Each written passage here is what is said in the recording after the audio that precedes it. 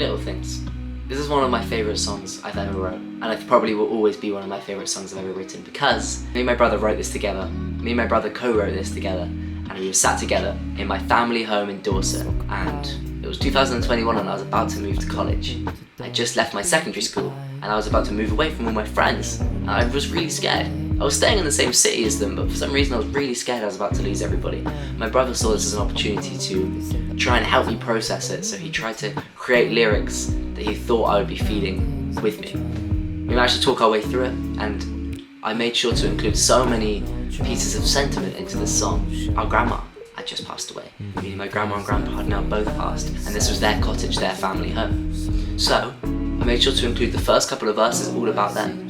The smoking a pipe, drinking red wine, staring into those beady eyes is just talking about those two. My grandma having beady eyes, my grandpa drinking a pipe and being notoriously a red wine drinker.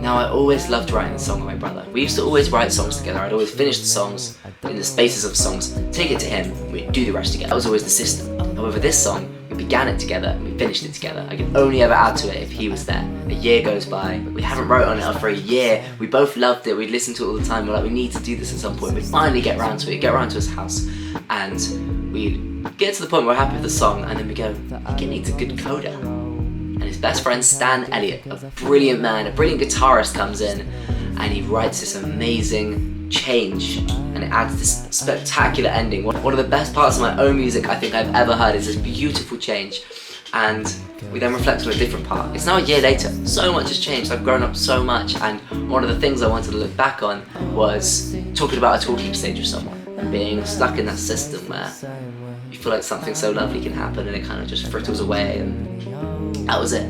I then got the wonderful and very talented Lottie Moore to come in, and she came and sung the back and forth narration. It's almost meant to be two sides of my head having a chat.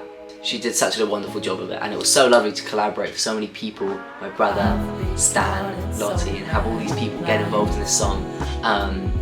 I think in a dream world, if Little Things wasn't one of the most popular names, I would call this whole album Little Things, because I think it really is a bunch of little things from my late teenagehood. This song is also out on Spotify already. It's one of my favourite songs, gaining a couple thousand streams, but I just don't care about the streams. It's not about the fame. This song especially was just about the love that went into it, the thought of my brother trying to figure out what I was going through at the time while I was 16 and so confused. One of the biggest things I was so scared about doing is saying I love you in a song.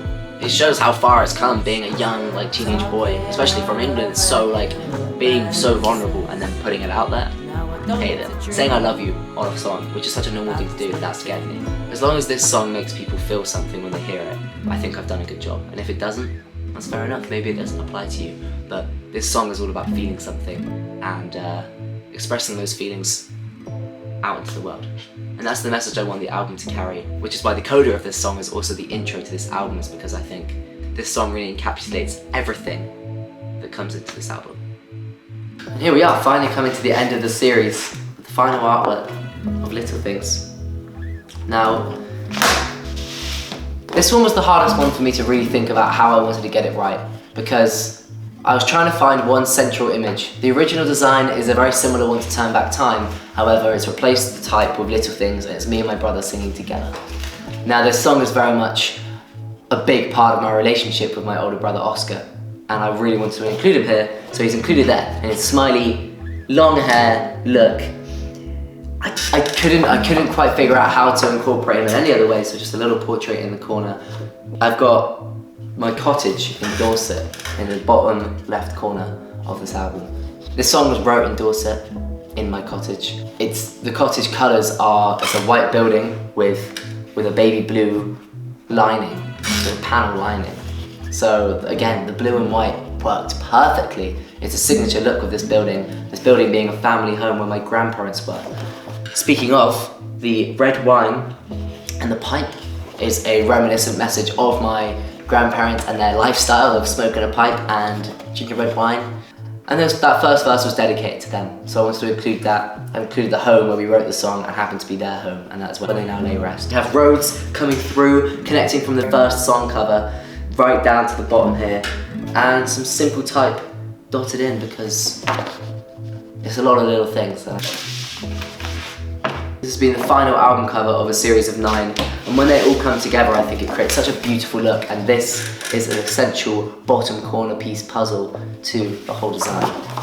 And that is that. This has been my whole artwork album series on the new album Overtime by Bojan, coming out in the very soon future, the date yet to be known.